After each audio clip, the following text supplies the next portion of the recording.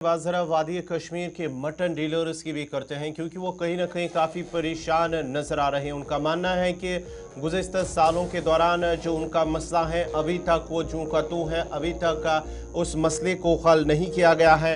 जो Kashmir mutton dealers association है उनकी जानिब से पंजाब के अंदर जो मवेशियों की नकल हमल है उस दौरान बताखोरी और जायद फ़ीस वसूली के मसले पर शदीद तशवीश का उन्होंने इजहार किया है और साथ ही साथ ये भी कहा है कि अब सालाना फ़ीस वसूली का ठेका इस माह ख़त्म होने वाला है, लेकिन फ़िलहाल इस मसले का कोई हल नहीं निकाला गया है। एसोसिएशन के जनरल सेक्रेटरी की जानिब से कहा जा रहा है कि पंजाब के मुख्तलिफ चेक पॉइंट्स पर मवेशियों से लदी जो गाड़ियाँ हैं भारी रकम वसूल कर रहे हैं। और जो कश्मीर मटन डीलर्स एसोसिएशन है उनका मानना है कि जब वो बाहर से जो लाइव स्टॉक वहाँ से लाते हैं तो पंजाब के मुख्तलिफ मकामात पर उनसे जबरन जो बताखोरी और दीगर जो पैसे हैं उन ड्राइवरों से वसूले जाते हैं। और साथ ही साथ उनका मानना है कि ये कई सालों से लगातार जारी हैं। अगरचे जम्मू कश्मीर हुकूमत की जानिब से उन्हें यकीन दहानी दी गई थी कि उनका मसला हल होगा, लेकिन इनका मटन डीलर्स एसोसिएशन का मानना है कि अभी तक उस मसले को हल नहीं किया गया है। ताजरों पर इजाफी माली बोझ पड़ रहा है। उनके मुताबिक गुज़िश्ता एक साल के दौरान तकरीबन 17 से 18 करोड़ रुपए मटन डीलर्स और ट्रांसपोर्टरों से वसूल किए गए हैं इस बताखोरी के दौरान, जिसका बराह रास्त असर वादी में जो मटन की तिजारत और इसके साथ साथ ही जो कीमतें हैं उस पर साफ नज़र आ रहा है। उन्होंने जम्मू कश्मीर हुकूमत से मुतालबा भी किया है कि नए ठेके की तजदीद से कबल फौरी मुदाखलत करके इस मसले का मुस्तकिल हल निकाला जाए ताकि ताजरों और सारिफीन को मज़ीद मुश्किलात का सामना ना करना पड़े। इस पर मज़ीद बातचीत करेंगे। हमारे साथ जो मटन डीलर के जनरल सेक्रेटरी है महराजुद्दीन साहब हमारे साथ इस वक्त ज्वाइन कर चुके हैं। महराज साहब बहुत बहुत शुक्रिया, खैर मकदम आपका मॉर्निंग शो सलाम जेके में। हम देख रहे हैं कि ये मामला कई सालों से चल रहा है, खासकर जो कश्मीरी मटन डीलर्स हैं उन्हें पंजाब में मुश्किलात का सामना करना पड़ रहा है, उन्हें एक्सटॉर्शन का सामना करना पड़ रहा है, हरासानी उनके साथ हो रही है। लेकिन अब जो ये मामला है टेंडरिंग का, जिसकी तारीख अब ख़त्म होने वाली है, क्या कुछ ये पूरा मामला है और क्या आपने ये हुकूमत के नोटिस में ये बात लाई है? तो सर सबसे पहले आपका शुक्रिया और आपके चैनल का भी शुक्रिया और आपके वो नाज़रीन का भी शुक्रिया जो ये प्रोग्राम देख रहे हैं कि आपने हमें बुलाया और अपनी बात करने का आपने मौका दिया जी। ठीक है जी, सरकार के पास हर मतलब हमने जो इन्फॉर्मेशन थी वो रखी हुई है और एक साल से सरकार हमें वैसी मतलब वादे दे रहे हैं, वैसे ही प्रोग्राम दे रहे हैं जैसे आम लोगों के साथ आम जिंदगी में जो यहाँ पे कुछ हो रहा है आज के डेट। यहाँ पे सरकार है लेकिन नाम की सरकार के काम की सरकार कहीं की भी नहीं। ये वो इशू था जहाँ जबकि ये दूसरे स्टेट के साथ उनको तय करना था कि हमारे साथ हमारे लोगों के साथ ज्यादती हो रही, ये सरकार वो भी नहीं कर पा रही। ये कोई सियासी मसला नहीं था, ये कोई मतलब किसी को नौकरी नहीं, ये कोई मतलब उनका इस स्टेट के साथ यहाँ दूसरे मतलब सियासी जमातों के साथ कोई मसला नहीं था। ये उनको मरकज से कोई पैकेज तो नहीं लेनी थी ना हमारे लिए। ये एक जुल्म हो रहा था, इस सरकार का ये काम था कि वो वहां जाके इस जुल्म को रोके, लेकिन ये सरकार वहां तक नहीं जा रही है। और बात सुनती तो जरूर है लेकिन अमल इस सरकार का जीरो है। इस सरकार में मुझे पता ही नहीं इसकी क्या सोच है, इसमें बैठे हुए मिनिस्टर क्या चाहते हैं और इनकी ब्यूरोक्रेसी और इनकी आपस में क्या कहानी है, आज तक हम इसको समझने से कासिर। मतलब जब भी हम देखते हैं कि ये सरकार कुछ भी नहीं करते, इस सरकार का यह हिसाब किताब है कि इन्होंने एक चिट्ठी लिखी है पंजाब गवर्नमेंट को कि हमें मुलाकात दे दीजिए। आज 7 महीने हो गए वो सरकार इनको मुलाकात नहीं दे रही और ये खामोश बैठे हुए। महराज साहब एक चीज ये भी जानना चाहूंगा कि हुकूमत ने आप बताया था आपको शायद कि एक कमेटी हम बनाएंगे और कमेटी पंजाब हुकूमत से बात करेगी और ये मसले हल, ये जो आपका मसला है उसे हल किया जाएगा। क्या वो कमेटी बनाई गई है? आपने उस कमेटी के सामने अपने जो मुतालबात हैं वो रखे हैं और क्या पंजाब हुकूमत से इस मसले के साथ उस कमेटी की जानिब से बातचीत हुई है इस मसले को लेकर?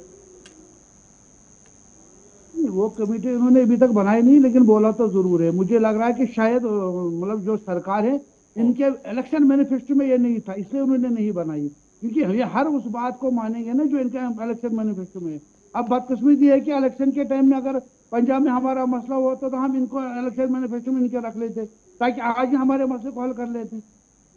इस सरकार में मुझे समझ नहीं आ रहा है कि ये क्या कर रही है। और 20 करोड़ मतलब 18 से 20 करोड़ रुपया सालाना हम तावान वहां पे दे रहे हैं इलीगली, और ये सरकार तमाशे देख रही है।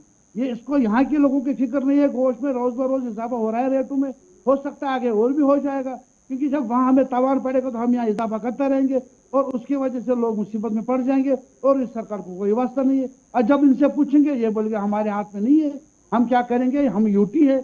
तो या तो ये कहेंगे या ये कहेंगे हमारे मैनिफेस्टो में नहीं है ये जो ये कह रहे हैं। महराजुद्दीन साहब ये बताइएगा, ये जो अब मामला है कि जो टेंडर या जो ठेका है उसकी तारीख ख़त्म होने वाली है, उसके बारे में बताइएगा। ये टेंडरिंग का प्रोसेस क्या है, किस हवाले से ये ठेका होता है और इसमें क्या किस तरीके की मदद की आपको ज़रूरत है हुकूमत की तरफ से? देखिए कि हमारी सरकार को इस टाइम चाहिए कि 10 जून को उनका टेंडर खत्म होने वाला है। अब नया टेंडरिंग होगी और नया टेंडरिंग जब होगी तो उससे पहले अगर ये वहाँ की सरकार से बात कर लेंगे कि भाई आप टेंडर निकालने से पहले इसमें ये चीज शर्त रख लीजिए या ये कंडीशन रख लीजिए कि जो भी ट्रांसपोर्ट गाड़ी आएगी अदर स्टेट से उसको पर्टिकुलरली आप नहीं रोक सकते और उसमें पैसे नहीं ले सकते, जबकि ये रूल भी है, कानून भी है। लेकिन हमारी सरकार वो तक भी नहीं कर पा रही। और हो सकता है अगर पिछले साल तो उनको मतलब मौका मिला, उन्होंने हमें लूट लिया। अब उनके हौसले इतने बुलंद हो गए और नीचे बैठे हुए वहां की ब्यूरोक्रेसी भी इतनी मस्त हो गई है पैसे कमाने में। हो सकता है कि अब वो 10-15 हजार ले रहे थे, अगर नए ठेकेदार है वो 20-30 लाख हजार भी ले लेंगे, कोई पूछने वाला तो है नहीं। और जितना वहां पे चढ़ेगा तो इतना यहाँ पे गोश्त में भी चढ़ जाएगा। तो फिर ये सरकार क्या करेगी? यहाँ पे ये सरकार यही चाहती है गोश्त 800 में हो जाए। महराज साहब, लेकिन हमने देखा कि जब पिछली बार भी आपने ये मुतालबात उठाए थे, उसके बाद हुकूमत की जानिब से पंजाब सरकार को एक लेटर भी लिखा गया था, एक वफद भी जम्मू कश्मीर से वहाँ पर गया था। इस बार जो ये अब टेंडरिंग का मामला है कि उसकी तारीख ख़त्म हो रही है या ठेका जो है उसकी तारीख ख़त्म हो रही है, इस हवाले से क्या आपने या आपके एसोसिएशन या आपके ज़िम्मेदारान ने वज़ीर आला के दफ्तर तक ये बात पहुँचाई या उनसे मुलाकात की या मुतल्लिका वज़ीर से मुलाकात की? जनाब वज़ीर आला साहब के दफ्तर में तो हमने बहुत बार ये बात पहुंचाई भी और वहाँ पे हमने अपनी रिप्रेजेंटेशन भी दे रखी है, एक बार नहीं 10 बार दे रखी है। और जो मुतल्लिका मिनिस्टर साहब है उनके साथ हम मिले भी और हम आज भी कोशिश कर रहे हैं उसके साथ मिलने की, इस बारे में दोबारा बात करने की। लेकिन मिनिस्टर साहब मिलते हैं ज़रूर और उसके बाद यकीन दहानी भी बहुत करवाते हैं, लेकिन बस वो उसी 5-10 मिनट की खेल होती है जब हम उनसे मिल रहे थे, उसके बाद ये खेल खत्म हो जाते हैं और ना वो हमें जानते और ना हम उनको जानते। और दूसरी बात है कि अगर आप उनको कोई मैसेज कर लोगे, कोई फोन कॉल कर लोगे तो कोई उठाने वाला नहीं है, कोई जवाब देने वाला भी नहीं। महराज साहब, आखिरी सवाल रहेगा कि अब हुकूमत से जम्मू कश्मीर के वज़ीर आला उमर अब्दुल्ला या LG मनोज सिन्हा से क्या कुछ अपील रहेगी, क्या कुछ मुतालबा रहेगा? अपील का मुतालबा ये हमारा कि वो पंजाब सरकार के साथ बात करे, यहाँ से एक हाई लेवल का वफद भेज दे।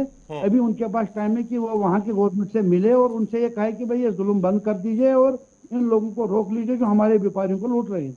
हमें तो कोई हम तो ज्यादा चाहते बहुत बहुत शुक्रिया महराज साहब आपका। ये थी मटन डीलर्स एसोसिएशन की जो सेक्रेटरी है, उनकी जानिब से बात रखी गई है कि जम्मू कश्मीर हुकूमत से उन्होंने मांग की है, मुतालबा किया कि वो पंजाब सरकार के साथ ही मसले को उठाए ताकि जो बैरूनी रियासत से जो मटन की गाड़ियाँ, लाइव स्टॉक की जो गाड़ियाँ वादी कश्मीर आती हैं, ये जो बतखोरी का सिलसिला है ये बंद होना चाहिए ताकि जो उनका नुकसान साल भर होता जा रहा है। उनका मानना है कि गुज़िश्ता साल उन्होंने 18 से 20 करोड़ रुपए जो है वसूल किए गए हैं, लेकिन उन्होंने एक बार फिर हुकूमत से मुदाखलत की अपील की है।